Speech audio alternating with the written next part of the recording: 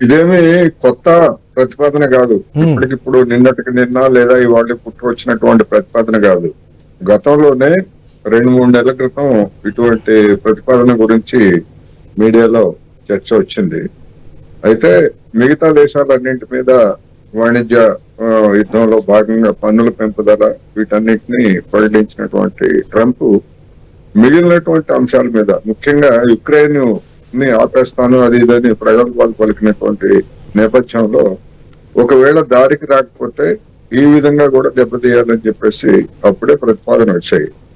అయితే ఆ ప్రతిపాదన అమలు చెప్పాలంటే అమెరికాకి తేలిక కాదు. అందుకనే రష్యా నుంచి చమురు కొనుగోలు చేసేటువంటి దేశాల మీద కక్ష తీర్చుకోవడానికి వాటిని సరఫరా చేసే ఓడల మీద ఆంక్షలు విధించాడు. ట్యాంకర్స్, చమురు ట్యాంకర్ల మీద ఆంక్షలు విధించాడు. ఆంక్షలు విధించడంతో అనేక ట్యాంకర్ల కంపెనీలు ఈ రిస్క్ మేమెందుకు తీసుకోవాలని చెప్పేసి అనేకం వెనక్కి తగ్గాయి. ఆ విధంగా కొంత మేరకు రష్యాని కట్టడి చేశాడు, కానీ పూర్తిగా చేసినటువంటి పరిస్థితి లేదు. అందువలన ఇప్పుడు అమెరికాలో బిల్లు పెట్టుకుని అమెరికా చట్టాల ప్రకారం అని చెప్పేసి ప్రపంచం మీద అంటే దందా చేయడమే ఒక విధంగా ఇది. అటువంటి పరిస్థితి కనుక వచ్చేట్లయితే 500% దిగుమతి పన్నులు విధిస్తామని కనుక అనేట్లయితే ఇప్పటికే 30%, 40% లేదా చైనా మీద 145% విధిస్తానని చెప్పేసి మళ్ళీ కాళ్ళ బేరానికి వచ్చి ఎట్లా తగ్గించుకున్నాడో మనం చూసాం.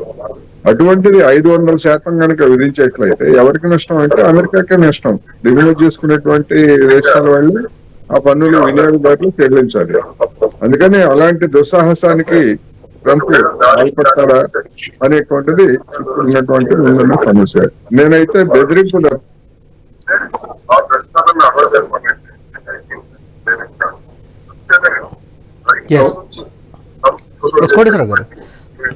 ఇది బెదిరింపు తప్ప అనేది నా అభిప్రాయం. నిజానికి ఈ ప్రతిపాదన గతంలోనే మస్తాన్ రావు గారు ఒకసారి మీ ఆడియో స్పీకర్ ఆఫ్ చేయండి ప్లీజ్. సార్ వినిపిస్తుందా? వినిపిస్తుంది. స్పీకర్ ఆఫ్ చేయండి మీరు. కోటేశ్వరరావు గారితో మాట్లాడిన తర్వాత నేను మీతో మాట్లాడతాను.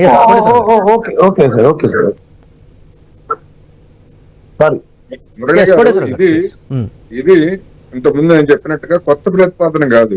2-3 నెలల క్రితమే ఇలాంటి వార్తలు వచ్చాయి. అయితే అది అమెరికాకే నష్టం అనేటువంటి కారణం ఒకటి. రెండవది, అదిరించి బెదిరించి పుతిన్ ని దారిలోకి తెచ్చి ఉక్రెయిన్ మీద యుద్ధాన్ని కూడా ఆపాలని చెప్పి చూశాడు, కానీ అది జరిగేది కాదని తేలిన తర్వాత అదే సమయంలో మిగిలినటువంటి దేశాలన్నింటి మీద కూడా పన్నుల యుద్ధాన్ని ప్రారంభించి జూలై 9వ తారీఖు వరకు వాయిదా వేసుకున్నటువంటిది మనం చూసాం. ఈ నేపథ్యంలో ఆ 9వ తారీఖు గడువు ముగిపోతా ఉంది. దాన్ని మరింత పొడిగించనని చెప్పేసి బెదిరిస్తూ ఒక ప్రకటన చేశాడు. కానీ ఈ లోపల ఏ దేశం కూడా అమెరికా మాకు భయపడి కాళ్ల పేరానికి రాలేదు అనేటువంటిది మనకు తెలిసిందే. ఇప్పుడు మరొక దానికి ప్రయత్నం చేశాడు. 500% అంటే మన దేశం నుంచి లేదా చైనా నుంచి దిగుమతి చేసుకునేటువంటి వస్తువుల మీద 500% విధిస్తే ఆ మొత్తాన్ని ఎవరు కట్టాలి అంటే అమెరికాలో ఉన్నటువంటి పౌరులే కట్టాలి. ఉదాహరణకు మన దేశం నుంచి జనరిక్ మెడిసిన్స్ పెద్ద మొత్తంలో తీసుకెళ్తున్నారు. ఇప్పటి వరకు జనరిక్ మెడిసిన్స్ మీద దిగుమతి పన్నులు లేవు. ఒకవేళ ఆ దిగుమతి పన్నులే కనుక విధించేట్లయితే అమెరికాలో వైద్య వ్యవస్థ, ముఖ్యంగా బీమా రంగంలో వ్యవస్థ అనేటువంటిది కుప్పకూలిపోతుంది. ఎవరు చెల్లించాలంటే బీమా కంపెనీలు చెల్లించాలి ఆ మేరకు. అందువలన ఇది ఆచరణ సాధ్యం కానటువంటి అంశం. పైన బెదిరింపులకి భారతదేశాన్ని, చైనాని, రష్యాని మూడింటిని బెదిరించడానికి చేస్తున్నటువంటి ఒక దుస్సాహసం తప్ప మరొకటి కాదనేది నా అభిప్రాయం. రైట్. మస్తాన్ రావు గారు ఉన్నారు, పొలిటికల్ అనలిస్ట్. వారితో కూడా మాట్లాడదాం. మస్తాన్ రావు గారు నమస్తే. మస్తాన్ రావు గారు వినిపిస్తుందా?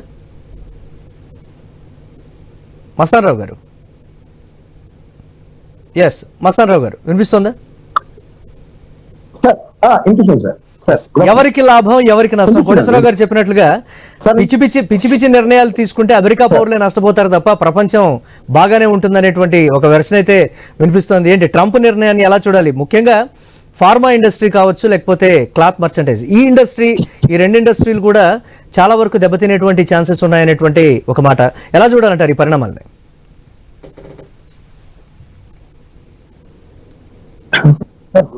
నుండి ఐ న్యూస్ ప్రేక్షకులకు, కోటేశ్వర గారికి, మీకు కూడా ట్రంప్ రెండవసారి అమెరికా అధ్యక్ష బాధ్యతలు చేపట్టినప్పటి నుంచి కూడా ఆయన వ్యవహార శైలి అంతా చూస్తూ ఉంటే ఆయనకి ఏమన్నా డిజార్డర్ ఉందా అనేది ఒకటి. రెండోది ఏంటంటే ఇంకో రకంగా ఒక ఏదో శాసిస్తున్నట్టుగా ఆయన ఫీల్ అవుతున్నట్టుగా ఉంది.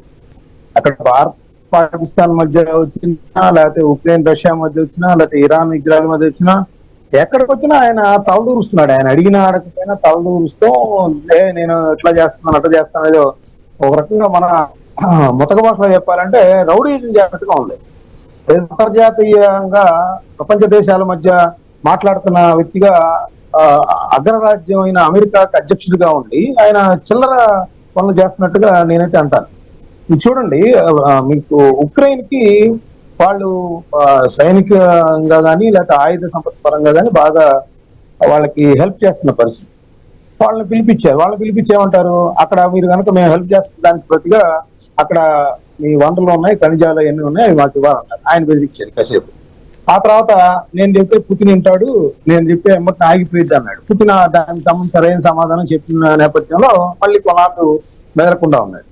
అదే పాకిస్తాన్ ఇండియా మధ్య కూడా అది జరిగితే నేనే అక్కడ అనిద్దాన్ని నాకు అన్నాడు, మళ్ళీ వెనక్కి తగ్గాడు. ఇజ్రాయెల్ విషయంలో కూడా ఆయన చూడండి 14 రోజుల తర్వాత మేము ఇంటర్ఫీర్ అవుతా ఉన్నాడు, ఏదో బెదిరించాడు. ఆ తర్వాత ఐతుల్లా ఖుమైనీ కూడా నా వల్లే పెట్టాడు, అది ఇప్పటికి హత్యగా పడేవాడు అనేది అంటాడు. ఇప్పుడేమో తాజాగా ఇప్పుడు చూస్తే ఇండియా చైనా లాంటి పెద్ద దేశాలని బెదిరిస్తున్న పరిస్థితి. 500% వేస్తానని ఆ రష్యాని అదుపులో తెచ్చుకోవడానికి ఏదో ఇప్పుడు ఆయన బెదిరించడానికి చైనాను రష్యా చిన్నపిల్లల మాటలాగా ఉంటాయండి. ఆయన వ్యవహార శైలి అంతా చూస్తే ఆ బెదిరింపులు ఏవి వచ్చే పరిస్థితులు లేవు. ఆయన రష్యా కాకమనగానే రష్యాతో ఏదైతే సంబంధాలు ఉన్నాయో మనం చూసినట్టే రష్యాతో చాలా ఉన్నాయి. యురేషియన్ ఎకనామిక్ యూనియన్ దానికి సంబంధించి బెలారస్ కానీ, కజకిస్తాన్ కానీ, ఆర్మేనియా కానీ, అదేవిధంగా ఇంకా వేరే దేశాలు చూసినట్టే మన ఇండియా కానీ, చైనా కానీ, టర్కీ కానీ, బ్రెజిల్ కి సంబంధించి కానీ, అదేవిధంగా UAE, Saudi Arabia, Oman, Latin America దేశాలకు సంబంధించి కొన్ని దేశాలు ఉన్నాయి. వీటన్నిటితో వాణిజ్య ఒప్పందాలను కలిగి ఉంది, వాణిజ్యం చేస్తా ఉంది. వాటన్నిటి మీద మేము సుంకాలు విధిస్తాము. రష్యాతో కనుక మీరు వాణిజ్యపరమైన కనుక చేస్తా ఉంటే మేము ఒప్పుకోం. రష్యా బెదిరిస్తే రష్యా ఏమన్నా ఆయన అదుపుగా ఉందా, ఆయనకి చేస్తా ఉందా? ఇప్పటికైనా ఉక్రెయిన్ విషయంలో ఆయన రష్యాకి చేసిన హెచ్చరికలు ఏవి పనిచేయని పరిస్థితి, ఆయన అబాసుపాలైన పరిస్థితి చూస్తా ఉన్నాం. టోటల్ గా చూస్తే జూలై 9 తర్వాత ఆయన వ్యవహార శైలి ఎలా ఉండబోతుంది? ఎందుకంటే రష్యాకి సంబంధించి ఏదో ఆయన అమెరికాకి సంబంధించి సెనెట్ దగ్గర ఏదో కొన్ని బిల్లు ప్రవేశపెడతారు, ఇంకా దాన్ని అదుపులో తెచ్చుకోవడానికి చేస్తారంట ఉన్నారు. సో అవి ఎంతవరకు సత్ఫలితాలు ఇస్తాయో తెలియదు. కానీ అయితే ఇప్పుడు ఆయన బెదిరిస్తున్న దేశాలన్నీ కూడా బెదిరిపోయే దేశాలు అయితే నేను అనుకోవట్లేదు. ఎందుకంటే చైనా ఇప్పటికే చెప్పింది, మీతో మాకెంత అవసరం, మాతో మీకు అంతే అవసరం, ఆ విధమైన వైఖరిని కొనసాగిస్తామని చెప్తే మీ బెదిరింపులకి ఇక్కడ లొంగే పరిస్థితి కూడా లేదని చెప్పిన పరిస్థితి. సో ఇట్లాంటి సిచ్యుయేషన్స్ లో ట్రంప్ వ్యవహార శైలి అంటే ఇప్పుడు ఎంత అక్కడ అమెరికాలో కొన్ని కోట్లు కొంత సపోర్ట్ చేస్తున్నప్పటికీ కూడా ప్రతి ఎత్తున నిరసన కూడా వ్యక్తం అవుతుంది. స్వదేశంలో కూడా నిరసన వ్యక్తం అవుతుంది. ఆయన వ్యవహార శైలి మొత్తం ఎలాన్ మస్క్ కి సంబంధించి కూడా చూడండి, ఆయన ఆఫ్రికాకి ఆయన పంపించేసేస్తే బాగుండు, ఆయన పార్టీ ఇక్కడ ఆయన వ్యాపారాలని మోపేసి ఆయనకి ఇచ్చే రాయితీలన్నీ క్లోజ్ చేస్తే ఆయన వెళ్ళిపోవాల్సి వస్తుంది అని చెప్పేసి మొన్నటి దాకా ఆయనకి హెల్ప్ తీసుకొని ఎలక్షన్స్ సంబంధంగా హెల్ప్ తీసుకొని ఆయన వ్యవహారం అంటే టోటల్ గా చూస్తే అంటే నేనేమంటానంటే ఇటీవల కాలంలో ఆయన ఆరోగ్యానికి సంబంధించి కూడా కొన్ని వార్తాంశాలు వస్తా ఉన్నాయి. ఆయన కొన్ని జ్ఞాపక శక్తి మర్చిపోతా ఉన్నాడు, 78 ఏళ్ల వయసు వచ్చింది, దానికి సంబంధించి కూడా వాళ్ళ బంధువుల నుంచి కానీ ఇట్లాంటి ఒక దేశానికి అధ్యక్షుడిలా కన్నా ఒక మాట మస్తానరావు గారు, ఆయన ఒక దేశానికి అధ్యక్షుడిలా కన్నా ఒక నియంతలాగా గతంలో హిట్లర్ బిహేవ్ చేసినట్టుగా లేకపోతే తుగ్లక్ బిహేవ్ చేసినట్టుగా బిహేవ్ చేస్తున్నాడు అనేటువంటి విమర్శలు అయితే ఉన్నాయి. ఒకసారి మాట్లాడదాం దీనికి సంబంధించి. రైట్, ఎస్ కోటేశ్వరరావు గారు, బ్రిక్స్ దేశాల కరెన్సీ అనేది కొంచెం వాడకంలోకి వచ్చిన తర్వాత ఆ దేశాలన్నీ కూడా ఐక్యమైన తర్వాత అప్పటి నుంచి కూడా ఒక ట్రేడ్ వార్ అయితే మొదలుపెట్టినటువంటి ప్రస్తుత పరిస్థితి ఉంది. రష్యాను ఒంటరి చేస్తే ఈ రెండు కూడా బెదిరిపోతాయా అనేటువంటి ఒక ఉద్దేశం ఉంటే ఏ విధమైనటువంటి ఎఫెక్ట్ పడుతుంది అంటారు? చైనా మీద కావచ్చు, లేకపోతే పర్టికులర్గా భారతదేశం మీద? ఇప్పుడు జరుగుతున్నటువంటి ట్రేడ్ వారు చూస్తే అది అమెరికాకి నష్టం, లేకపోతే ఎవరైనా ఇతర దేశాలకి నష్టం. ఎట్లా అంటే ట్రేడ్ వార్, ఇప్పుడు చైనా వస్తువుల మీద ట్రేడ్ వార్ అంటే ఏమిటి? పన్నులు విధించడమే కదా. దిగుమతులను ఆపేస్తామని చెప్పేసి చెప్పాడు అనుకోండి. ఒకవేళ దిగుమతులను ఇప్పుడు మేము పన్నులు విధిస్తామని చెప్పేటువంటి వాడు దిగుమతులు ఆపేసేయచ్చు కదా చైనా వస్తువుల మీద. చైనా వస్తువులు ఒకవేళ అమెరికా వాడు చైనా వస్తువులు దిగుమతి ఆపు చేసినా గానీ చైనాకి పోయేదేం లేదు. ఎందుకంటే దానికి ఆల్రెడీ ప్రత్యామ్నాయ మార్కెట్లని, ఆఫ్రికా మార్కెట్లు కావచ్చు, లాటిన్ అమెరికా మార్కెట్లు కావచ్చు, లేదా మిగతా మార్కెట్లన్నింటినీ కూడా ఎంచుకుంది. చైనా వస్తువులు అమెరికాకి ఎంత వెళ్తున్నాయి? 15%, 16% వెళ్తున్నాయి. ఆ 15%, 16% దాన్ని ఒకవేళ చైనా అమెరికా పూర్తిగా బంద్ చేసినప్పటికీ అంతర్గతమైనటువంటి వినియోగాన్ని పెంచుకోవడం ద్వారా, అదేవిధంగా ఇతర దేశాలతోటి మార్కెటింగ్ ని పెంచుకోవడం ద్వారా దాన్ని అధిగమించడానికి చైనా ఇప్పటికే ప్రయత్నాలు ప్రారంభించింది. ఆ మేరకు సక్సెస్ అయింది. ఆ సక్సెస్ కాకపోతే ఒక 4%, 5% ఏదైనా ఎఫెక్ట్ అయితే అవ్వచ్చు, అవ్వదని నేనేం చెప్పలేను. కానీ అది ఏదో మొత్తం చైనా ఆర్థిక వ్యవస్థని కుప్పకూల్చిపోతుంది, మేము వస్తువులు కొనకపోతే అని ఎవరైనా అనుకున్నా గానీ అది పిచ్చితనం. మనం చూసాం 5 సంవత్సరాల క్రితం గాల్వన్ లోయలో జరిగినటువంటి ఉదంతాల సందర్భంగా భారతదేశంలో ఉన్నటువంటి కొంతమంది వెర్రివాళ్ళు కూడా మనం చైనా వస్తువులు కనుక కొనటం ఆపేసేట్లయితే చైనా మన కాళ్ళ దగ్గరకు వస్తుంది అని చెప్పేసి పిచ్చి పిచ్చిగా మాట్లాడారు, వీధుల్లో వీరంగం వేశారు. కానీ చైనా నుంచి మనం కొనేవెంత, లేదా మనం చైనాకి ఎగుమతి చేసేవెంత అనేటువంటిది వాళ్ళకి ఏమాత్రం ఐడియా లేదు. అందువలన ఇవాళ ప్రపంచంలో ప్రపంచీకరణలో భాగంగా కావచ్చు, లేదా మన చైన్ సరఫరా గొలుసు అంటున్నాం కదా, ఈ చైన్ అనేటువంటి దానిలో వివిధ దేశాలు ఒకదానికొకటి అనుబంధం అయి ఉన్నాయి. ఈ అనుబంధం అయిన దగ్గర చైన్ కనుక ఒక దగ్గర తెగిపోయేట్లయితే దేశాలు ఇబ్బంది పడతాయి. ఉదాహరణకు చైనా నుంచి లేదా ఇంకా ఇతర దేశాల నుంచి అమెరికా వాడు టాయిలెట్ పేపర్ను కూడా వాడు ఉత్పత్తి చేసుకోలేనటువంటి స్థితిలో ఉన్నాడు. టాయిలెట్ పేపర్లు ఆగిపోతాయి ఇమ్మీడియట్ గా ఒకవేళ ట్రంప్ అటువంటి పిచ్చి పని చేస్తే. దానివల్ల ఎవరికి నష్టం? ఇప్పటికిప్పుడు టాయిలెట్ పేపర్లు ఉత్పత్తి చేసే స్థితి అమెరికాలో లేదు. ఇప్పటికిప్పుడు చెప్పులు, బూట్లు వీటిని ఉత్పత్తి చేసేటువంటి శక్తి అమెరికాలో లేదు ఇవాళ.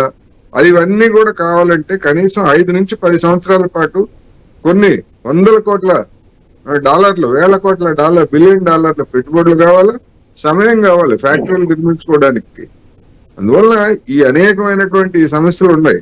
ఇవన్నీ ఉన్నప్పటికీ ఏమిటి ట్రంప్ అంటే అదిరించి బెదిరించి దందా చేయటం ద్వారా తన సంక్షోభాన్ని అధిగమించాలని చూస్తున్నాడు. అది జరిగేది కాదని ఇప్పటికే అర్థమైనా గానీ ఇంకా అలాంటి ప్రేలాపనలతోనే పనిచేస్తున్నాడు అనేది మనకు కనిపిస్తా ఉంది. ఎస్ అంటే క్లియర్ కట్ గా ఒక ట్రేడ్ యుద్ధం అనేది మరోసారి మొదలవబోతోంది అనేటువంటి ఒక వెర్షన్. అంటే రష్యాను టార్గెట్ చేస్తే నేరుగా చేయాలి కానీ ఇతర దేశాలని ఇబ్బంది పెట్టేటువంటి పరిస్థితులు ఎందుకని అంతర్గతంగా కూడా చర్చ జరుగుతున్నటువంటి పరిస్థితి, ఎక్కడా కూడా ఆలోచించేటువంటి సిచ్యువేషన్ లేదనేటువంటి ఒక మాట. ఇలాగే కొనసాగితే ఎలా ఉండబోతుంది? ఆల్రెడీ కొత్తగా మొదలుపెట్టింది ఏం లేదు మురళి గారు. 2018 నుంచి ట్రంప్ మొదలుపెట్టినటువంటి వారిని తర్వాత జో బైడెన్ కంటిన్యూ చేశాడు, ఇప్పుడు కంటిన్యూ చేస్తున్నారు. అది కొనసాగుతూనే ఉంది.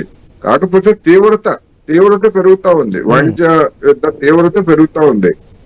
మార్కెట్ వర్గాల్లో ఇంత ఒడిదుడుకులు లేదు బైడెన్ ఉన్నప్పుడు అనేటువంటి ఒక వెర్షన్ కూడా ఉంది కదా, దాన్ని పరిగణలోకి తీసుకోలేమంటారు?